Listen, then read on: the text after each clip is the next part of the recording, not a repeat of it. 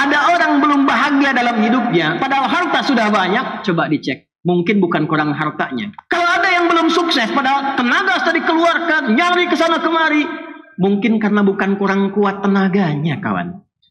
Ingin surga, tapi banyak mengerjakan amalan neraka. Tak ingin ke neraka, tapi banyak terjerumus pada sifat-sifat ahli neraka. Ingin masuk surga, tapi jauh dari Allah. Ingin pintar, tapi tidak kenal Allah. Ingin samara di rumah tangganya, tapi tak pernah ada sujud dalam kehidupan rumahnya. Karena sekarang banyak orang kaya, tapi tidak tenang dengan kekayaannya. Ada orang sukses dalam karirnya, tapi tidak bahagia dalam hidupnya. Maka Allah mengatakan, bersyukur pada Allah Subhanahu wa ta'ala mengawali kesempatan Jumat ini. Alhamdulillah, dari sekian hamba Allah yang tengah beraktivitas, kita yang masih diberikan oleh Allah Subhanahu wa ta'ala anugerah keislaman dan keimanan sampai dengan detik ini.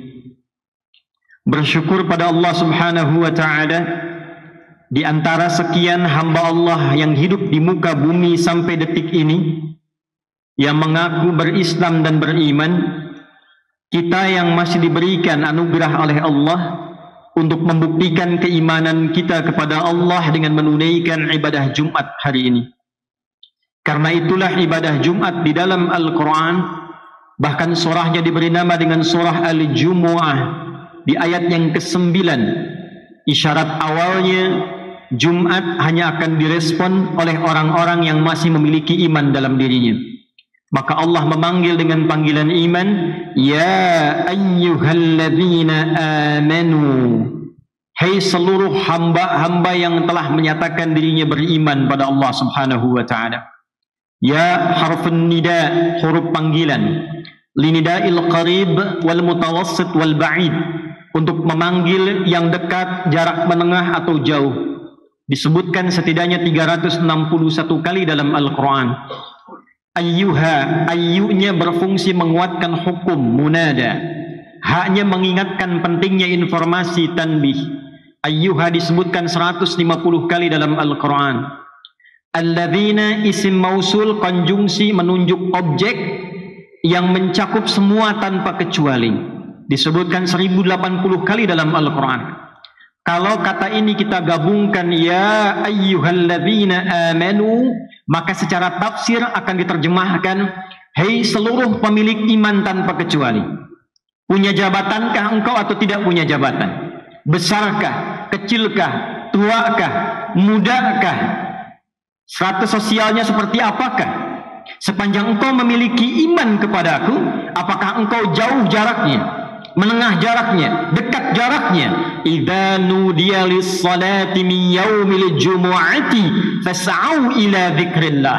Maka di antara ciri kebenaran imanmu, jika diseru kepadamu tiba waktunya menunaikan ibadah Jumat, fas'au ila dzikrillah, maka bergegaslah, respon getaran imanmu itu untuk menyambut ibadah Jumat.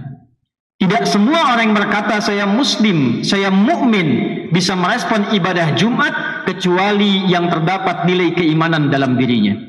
Dan dalam iman itulah akan dibedakan antara tingkat kekuatan tertinggi sampai yang paling rendah. Semakin tinggi iman, belum dipanggil dia sudah bersiap. Iman standar, begitu dipanggil dia datang. Iman sedang lemah, bahkan khatib sudah mau masuk khutbah yang kedua, dia baru bersiap. Di saat Jumat itulah kita dipanggil kembali untuk mengembalikan standar keimanan kita pada kondisi fitrah yang kuat, sehingga yang jauh menjadi lebih dekat, yang dekat semakin lekat dengan Allah Subhanahu wa ta'ala. Saking sayangnya setiap Jumat diinginkan oleh Allah Subhanahu wa ta'ala, seluruh kesulitan bisa dituntaskan, iman bisa menguat, persoalan dengan Allah semakin melekat, persoalan dunia dihempaskan sehingga nyaman dalam kehidupan dunia dan akhiratnya. Itulah sebabnya ayat 10 setelah tuntas Jumatan, fa idza qudiyatis salatu fantashiru fil ard. Kalau Jumatannya sudah benar, Jumatannya sudah beres, khutbahnya ditanamkan dengan baik, silahkan menyebar. Karena setelah Jumat itu kita mendapatkan pencerahan yang baru, semangat yang baru, spirit yang baru, dan tata kehidupan yang baru untuk menata itu lebih baik sebelum kita berpulang pada Allah Subhanahu wa Ta'ala. Itulah sebabnya dalam ayat Jumat diingatkan, Jumat bukan ibadah formalitas saat Anda datang, duduk mendengar khutbah, kadang mengantuk bahkan tertidur, lalu salat 2 rakaat dan pulang. Bukan itu yang diinginkan. Datang, duduk, ingat Allah, fas'au ila dzikrillah, cas iman kita, rasakan kalau saat itu akan dipanggil oleh Allah Subhanahu wa Ta'ala. Lihat hubungan kita dengan sesama. Karena itulah Jumu'ah sifat dari kata al-jama', artinya datang berkumpul, saling mengenal di antara yang berkumpul dan saling mengisi di antara yang kumpul. Datang, kenali siapa yang duduk di samping kanan Anda, di kiri Anda, depan Anda, belakang Anda. Bangun relasi. Setelah itu pulang saling mengisi. Barangkali ada pasien yang tidak sempat ke rumah sakit, bertemu dengan dokter, diberikan resep, selesai persoalannya. Ada yang tidak punya pekerjaan, datang bertemu dengan orang yang punya lapangan usaha, bertemu, bangun relasi, selesai urusannya. Itulah Jumat yang pertama kali disyariatkan pada Rasulullah SAW, berupa Jumat solusi yang menyatukan umat Islam dalam nilai keislaman yang baik dan benar. Hadirin rahimani wa rahimakumullah. Setiap kita pada fitrahnya tentu menginginkan peningkatan dalam capaian-capaian kehidupan kita, dan selalu ingin lebih. Mencari harta, ingin lebih dari sebelumnya. Sudah punya sepeda, ingin motor. Sudah punya motor, ingin mobil. Dalam status pendidikan selalu ingin naik. Dari SMA ingin S1, dari S1 ingin S2, demikian seterusnya. Dari jabatan juga demikian, birokrasi ingin dititi sampai ke puncak tertingginya. Standar untuk mencapai itu umumnya didapatkan 2 rumus utama. Kalau tidak kita mengoptimalkan kemampuan yang telah Allah anugerahkan kepada kita melalui ikhtiar, tingkatkan pengetahuan, tingkatkan kerja keras. Maka yang kedua, membangun relasi dengan orang yang punya otoritas di dalamnya. Anda ingin mudah akses ke metro, Anda berkenalan dengan wali kota metro. Aksesnya mudah untuk dibangun. Anda ingin sukses di metro, tingkatkan intelektualitas, kerja keras, apa yang Anda kerjakan, pencapaiannya akan semakin naik. Semakin tinggi kita bersemangat, semakin mudah kita mendapatkan peningkatan apa yang kita harapkan itu. Ternyata, hal demikian yang pada umumnya saat ini dikejar oleh manusia, dipertanyakan kembali oleh Allah kepada kita tentang keseimbangan dunia dan akhirat kita. Quran surah kedua Al-Baqarah di ayat yang ke-200. Wa minan nasi may yaqulu rabbana atina fid dunya wa ma lahu fil akhirati min khalaq. Ada sebagian manusia, kata Allah, yang orientasinya kerja lagi, bangun relasi. Untuk apa? Dunia. Tambah lagi harta, naikkan lagi kedudukan. Kalau perlu lakukan segalanya untuk mendapatkan apa yang diinginkan. Tambah, naikkan dunia. Sepanjang itu dilakukan, dunia dapat. Wa ma lahu fil akhirati min khalaq. Hanya sayang, kata Allah, kalau rumusnya hanya dipakai untuk dunia, maka akhiratnya tidak akan didapatkan seperti ia merasakan kenikmatan dunianya. Lalu datang Islam memberikan keseimbangan pada kehidupan kita.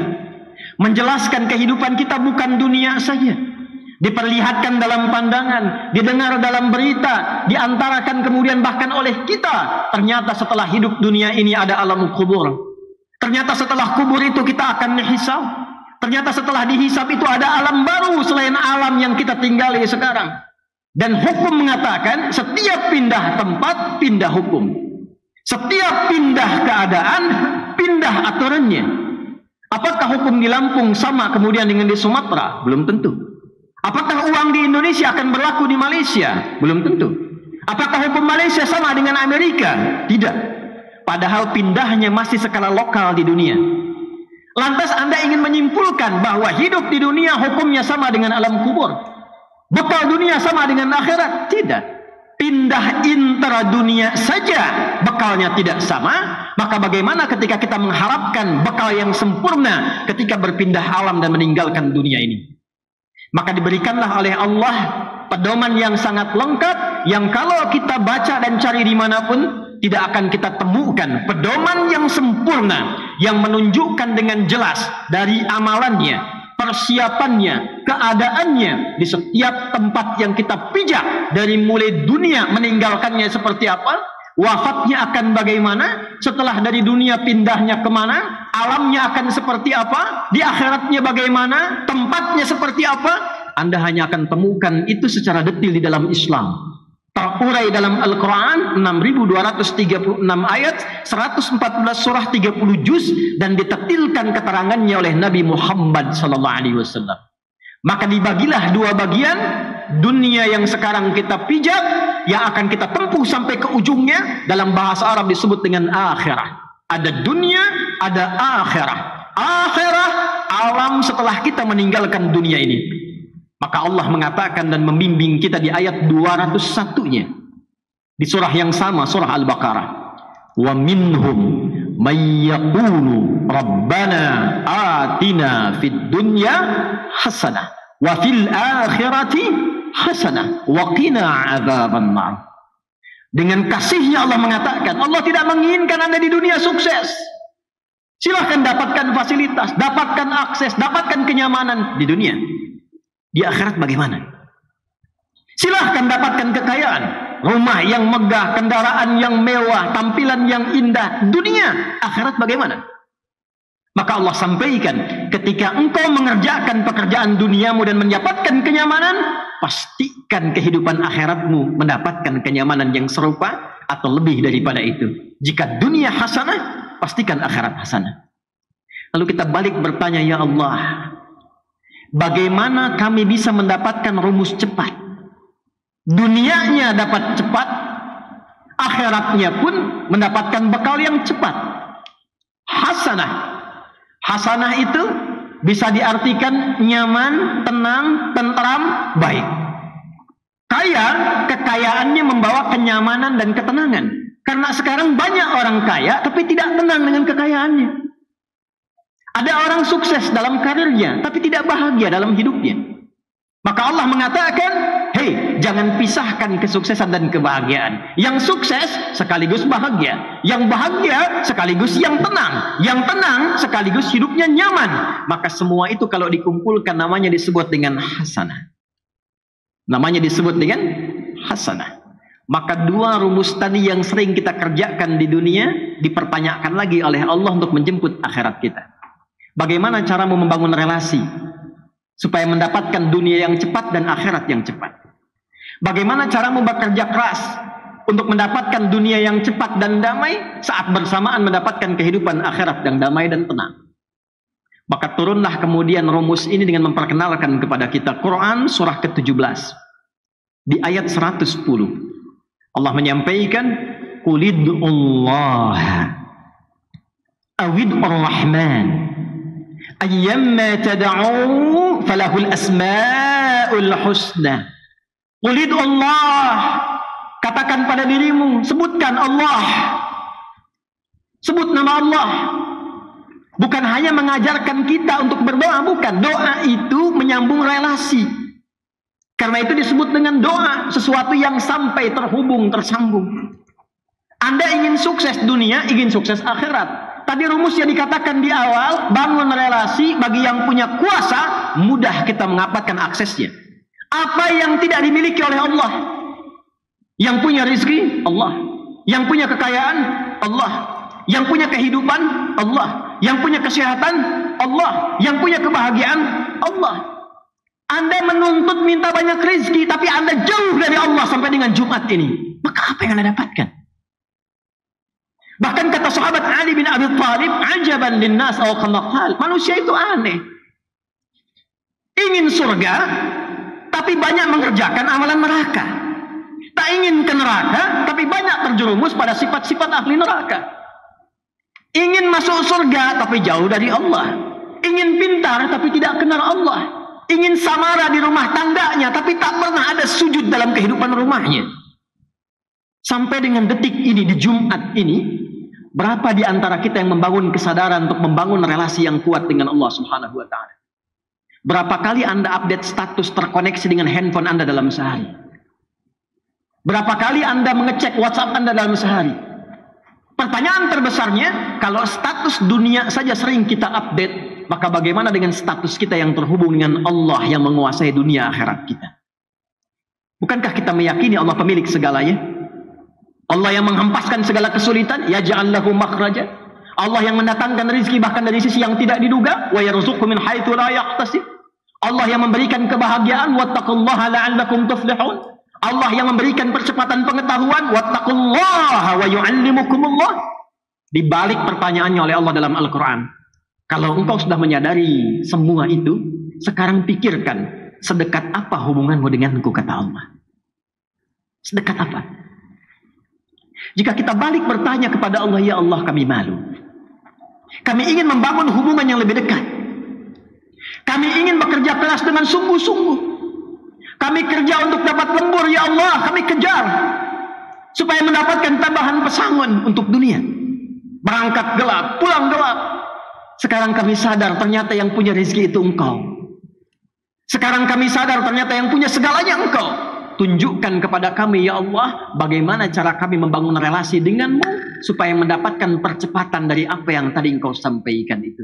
Hadirin, di antara sekian jawaban yang disampaikan dalam Al-Quran, ada satu ibadah yang menarik yang secara singkat khatib akan kupas pada hari ini. Dan ibadah inilah yang Allah syariatkan dari semua kalangan manusia, bahkan sejak era Nabi Adam alaihissalam turun ke bumi sampai kita saat ini. Ibadah itulah yang menyambungkan kita dengan Allah, terkoneksi dalam setiap keadaan kita, bahkan sejak bangun, duduk, sampai tertidur. Dalam bahasa Arab, sesuatu yang terhubung dengan kuat dan sulit dipisahkan disebut dengan silah namanya. Wasala yasilu silatan, terhubung dengan kuat, sulit dilepaskan. Ibadah yang melatih kita supaya terhubung dengan Allah, dan ketika terhubung diperhatikan dimanapun, dibantu, disayangi, dilindungi, diarahkan kepada segala yang terbaik. Ibadah itulah yang disebut dengan sholat namanya. Sholat. Itulah sebabnya sholat ibadah yang bukan hanya disyariatkan pada era Nabi Muhammad SAW. Nabi Musa alaihissalam sholat. Quran surah ke-20 Thaha ayat ke-14. Innani anallahu la ilaha illa ana fa'budni wa aqimis salata li dzikri. Saya adalah Allah ya Musa. Tidak ada Tuhan yang layak dipertuhankan dan disembah kecuali saya. Ketika engkau mempertuhankan saya, buktikan kebertuhananmu kepadaku dengan beribadah kepadaku. Caranya sholat untuk mengingatku. Nabi Isa alaihissalam sholat. Quran surah ke-19 Maryam di ayat 31 sampai 33. Wa awsani bis shalah. Allah memberikan kepadaku perintah yang kuat untuk menunaikan sholat. Nabi Ismail alaihissalam, kakek buyut Nabi Muhammad sallallahu alaihi wasallam, sholat. Quran surah ke-19 Maryam di ayat yang ke-55, wa kana ya'muru ahlahu bis shalah. Bahkan Nabi Ismail meminta semua keluarganya jaga salat, jangan tinggal salat. Dan semua nabi dikisahkan bahkan saat memiliki kesulitan mereka terkoneksi langsung dengan Allah. Solusinya Allah. Hampalkan dulu sajadahnya, minta dulu kepada Rabbnya sebelum berikhtiar dengan kemampuan yang Allah berikan kepadanya. Bukankah Nabi Zakaria ketika meminta kepada Allah dalam vonis yang disebutkan manusia nggak akan mungkin punya keturunan. Maaf, suami sudah sepuh, fisik letih, rambut memutih, istrinya divonis menopause dan mandul. Apa yang dilakukan? Allah yang punya segalanya.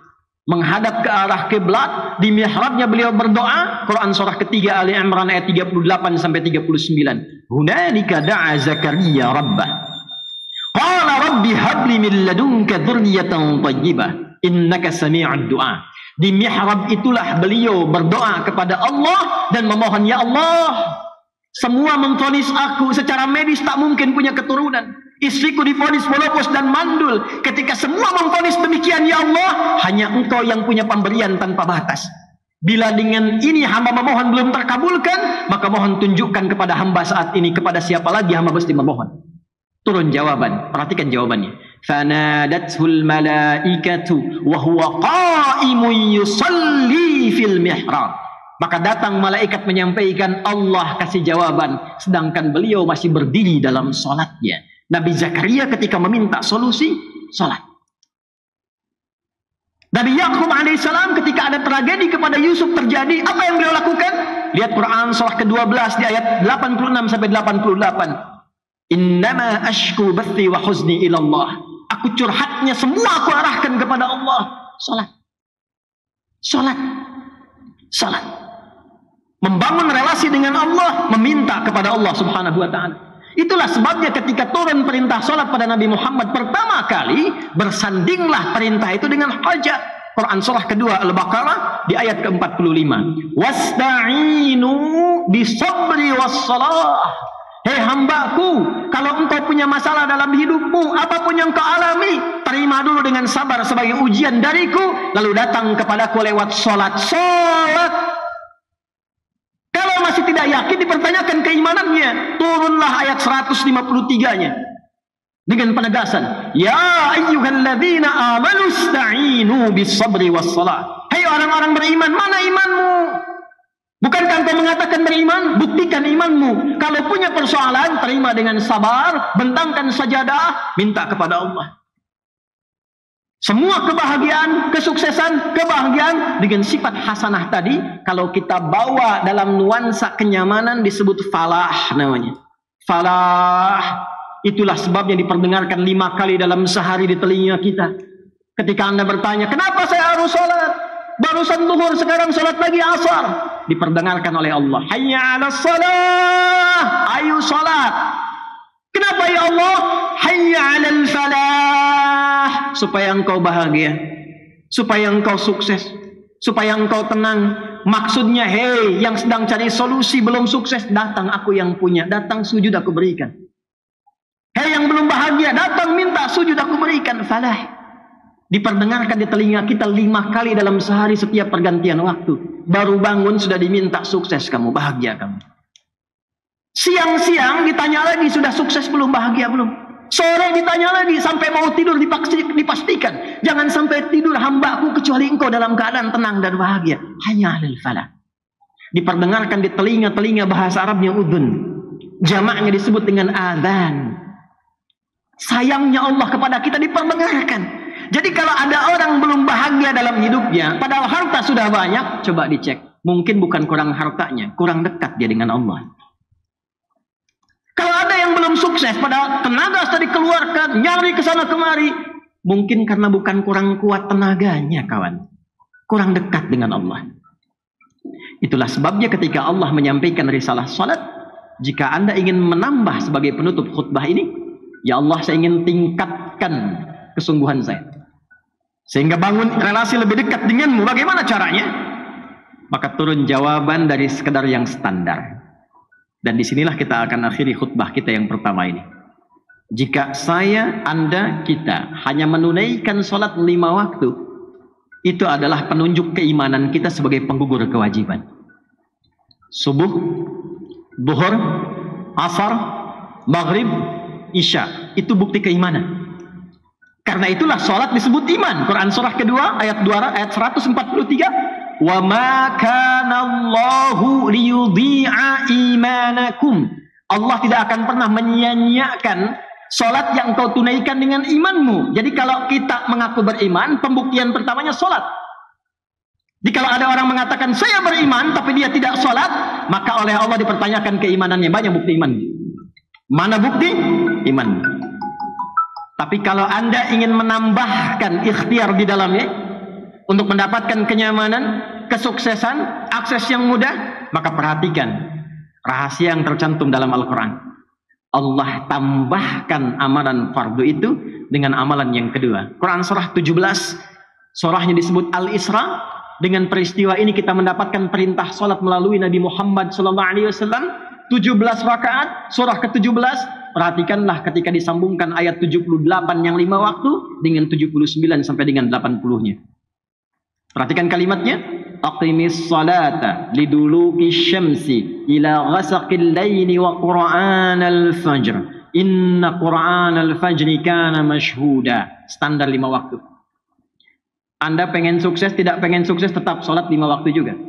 Anda wali kota, bukan wali kota, pengen jadi pebisnis, bukan pebisnis, pengen kaya, tidak kaya, tetap 5 waktu juga, sepanjang Anda beriman. Tapi kalau Anda ingin naikkan levelnya, sukses, dilindungi, dibimbing oleh Allah, diberikan solusi yang terbaik, maka perhatikan firman-Nya. Wa minal laili fatahajjad bihi nafilatan lak. Tambahkan amalmu, terkoneksikan dengan Allah, tambah dari yang fardu amalan sholatnya dengan nafilah. Nafilah. Dia bukan wajib. Tapi kalau kita kerjakan, ada bonus Allah berikan. Jam kerja di sini 7 sampai jam 4. Kalau Anda tambah 5 sampai 6, lembur, ada bonus. Itulah nafilah. Dia tidak wajib, cuma jejaknya ditampilkan oleh Nabi. Jejak yang ditampilkan untuk diikuti sunnah namanya. Kalau dikerjakan dapat tambahannya. Ibadahnya namanya nafilah, hukumnya disebut dengan sunnah.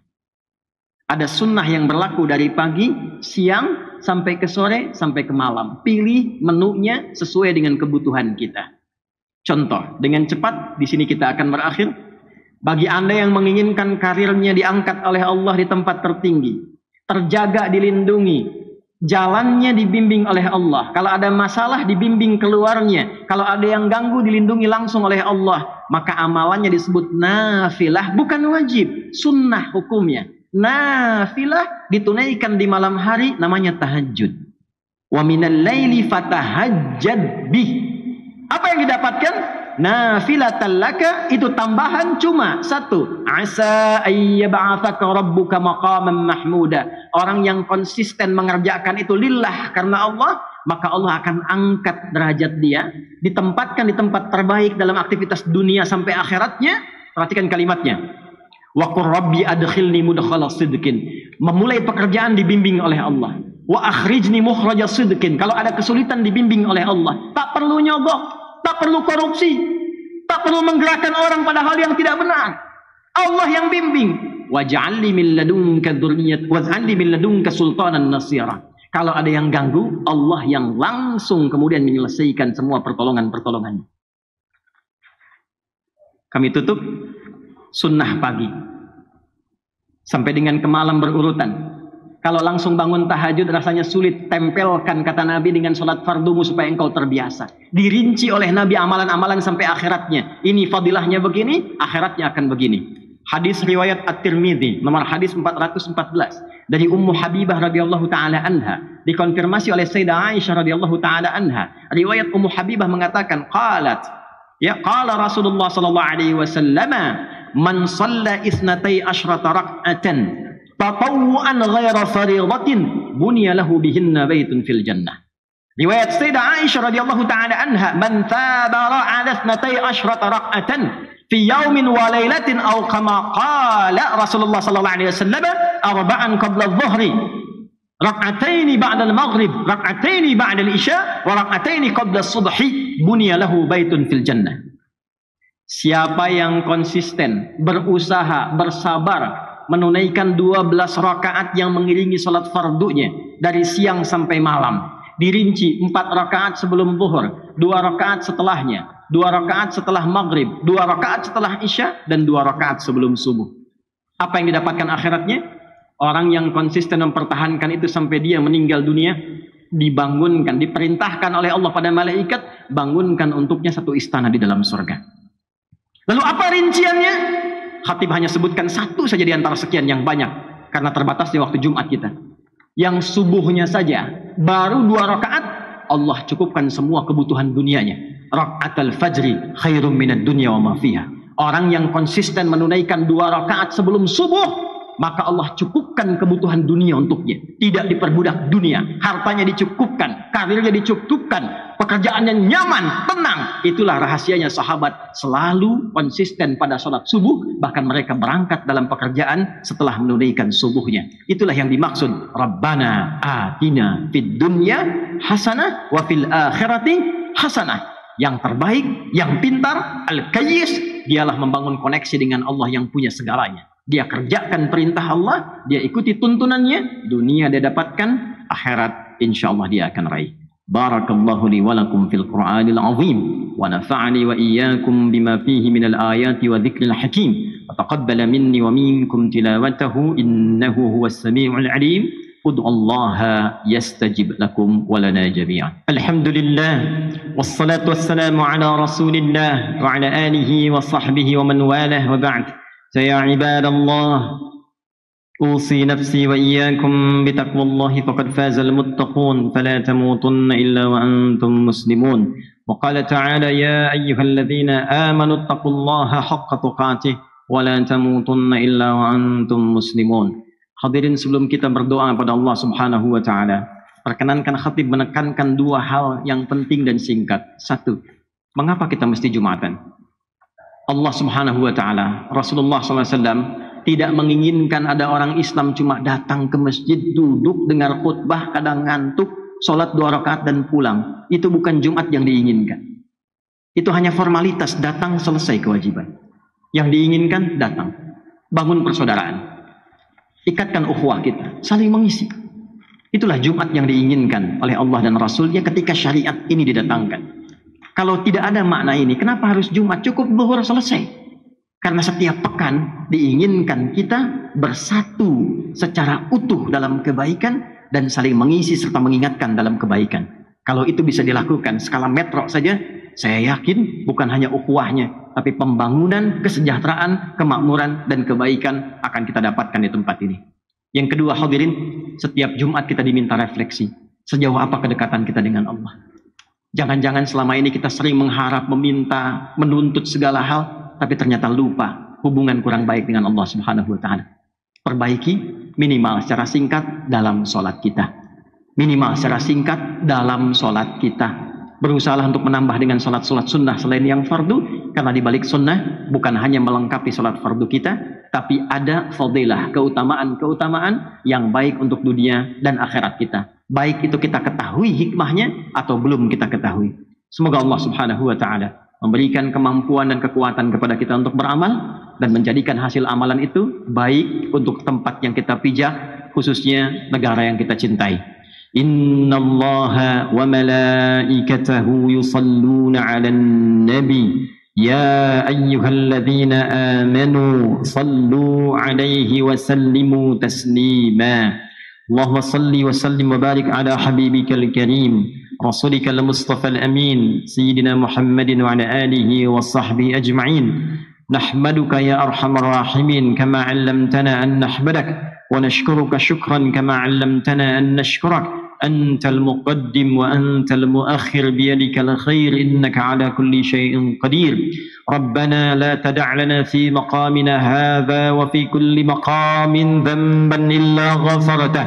Ya Allah, jangan biarkan ada satu hambamu yang ada di Jumat ini ya Allah yang datang penuh dosa, kecuali saat ia meninggalkan Jumat ini engkau telah gugurkan seluruh dosa-dosanya. Wala hamman illa farajtah. Ya Allah, jika ada yang datang ke Jumat ini membawa kegelisahan, jangan biarkan dia meninggalkan Jumat ini kecuali engkau telah tenangkan keadaan hatinya. Wala asiran illa yasartah. Ya Allah, engkau yang maha mengetahui jika ada di antara jamaah yang datang membawa kesulitan dalam hidupnya, dengan keikhlasannya menunaikan Jumat, jangan biarkan dia meninggalkan Jumat ini kecuali engkau telah tuntaskan dan hilangkan seluruh kesulitannya. Wala hajatan min hawaijid dunya wal akhirati fiha laka ridha wa fiha lana salah illa qadaitaha ya arhamar rahimin. Ya Allah, engkau yang maha mengetahui setiap satu di antara kami memiliki hajat tersembunyi dalam hatinya. Selama itu baik untuk dunia dan akhiratnya, mohon dengan keikhlasannya beramal di Jumat ini, kabulkan seluruh permohonannya ya arhamar rahimin. Allahumma barik ya Allah hadhil Madinah mantiqati Mitra ya arhamar rahimin wahfad amiraha ya rabbal alamin. Allahumma hdihi ya arhamar rahimin. Ya Allah, mohon jaga kota Metro di Lampung ini ya Allah. Berikan hidayah ya Allah kepada wali kota dan jajarannya, Forkom Pindanya. Berikan hidayah kepada mereka ya Allah untuk menjaga amanah ini dengan baik. Ringankan hisab mereka di hari kiamat ya Allah. Kami mencintai mereka ya arhamar rahimin. Jaga kesehatan mereka ya Allah, jaga kekuatan mereka ya Allah, dan jaga mereka dalam kebijakan-kebijakan mereka ya Allah. Jauhkan dari penyimpangan-penyimpangan ya Allah yang dapat menjerumuskan pada siksa dan murka-Mu. Allahumma ahfad ulama'ana ya arhamar rahimin waj'alhum mukhlashina lakad din. Ya Allah, mohon jaga para ulama kami khususnya di Metro ini ya Allah. Sehatkan mereka ya Allah, kuatkan mereka ya Allah, berikan ilmu yang bermanfaat, mencerahkan bagi warga ini ya Allah. Jauhkan kami dari perpecahan ya Arhamar Rahimin. Allahumma khfad biladana an Indonesia, wahfad ya Allah ru'asa'ah ya Arhamar Rahimin. Ya Allah, mohon jaga negeri kami Indonesia, satukan kami dalam kedamaian dan kebaikan. Berikan hidayah kepada para pemimpin kami ya Allah. Jauhkan mereka dari berbagai kemaksiatan ya Allah. Sadarkan mereka akan dihisab ya Allah. Ringankan hisab mereka ya Allah. Satukan kami dalam kemuliaan dan jauhkan kami dari perpecahan ya Rabbal Alamin. Allahumma Rabbana atina fid dunya hasanah wa fil akhirati hasanah wa qina adzaban nar. Allahumma qfina bihalalika an haramik wa aghnina bi ta'atika an ma'siyatik wa bi fadlika amman siwak ya arhamar rahimin ya khairan nasirin. Allahumma ansur ikhwatana fi Filistin. Allahumma ansur ikhwatana fi Filistin. Allahumma ansur ikhwatana fi Filistin. Ya Allah, mohon anugerahkan pertolongan-Mu yang sempurna pada seluruh saudara-saudari kami di Palestina ya Allah ya Rabbal Alamin. Allahumma zid quwwatal mujahidin fi Filistin. Ya Allah, berikan tambahan kekuatan pada para pejuang di Palestina ya Arhamar Rahimin. Warzuqna ni'matas salah fi Masjidil Aqsa qabla mamatina ya Arhamar Rahimin. Ya Allah, sebelum kami wafat berikan kesempatan untuk menunaikan salat di Masjidil Aqsa ya Rabbal Alamin. Wa khaffif hisabana yaumal qiyamati an da'fina fi nusfatil Aqsa Filistin. Dan mohon ampuni dan ringankan hisab kami di hari kiamat ketika Engkau tanya kami ya Allah, apa yang telah Engkau perbuat untuk Palestina. Ringankan hisab kami di hari kiamat ya Arhamar Rahimin. Bifadlika subhana rabbika rabbil izzati amma yasifun. Wassalamun ala al-mursalin wa akhiru da'wana alhamdulillahi rabbil alamin. Ibadallah, qumu ila salatikum yarhamukumullah.